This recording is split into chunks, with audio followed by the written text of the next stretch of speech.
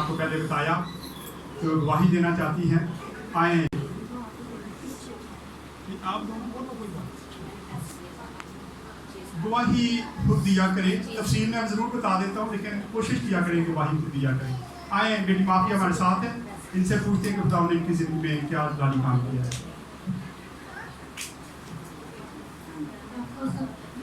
सबको सलाम। मेरा बेटा है, पिछले 30 ये गिरा सीढ़ियों में से, दरवाजे की सीढ़ी थी उसमें से गिरा, तो इसका बाजू पे चोट लगी तो ऐसे ब्लड निकलने वाला था और फौरन मैंने तेल लगाया तो वो ठीक हो गया।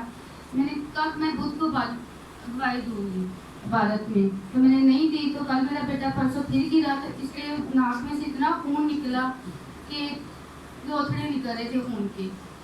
तो मैंने कोई नहीं चाचू को कल दवा करवाई, तो फिर ये रात को सीढ़ियों से फिर गिरा और फर्श पे इसका सर लगा और शुक्र है कि फटने से बचा। तो मैंने चाचू को बोला कि मैंने दवाई रोकी हुई थी तो मैंने देनी है।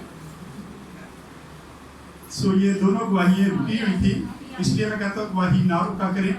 आए, छुट्टियाँ बैठ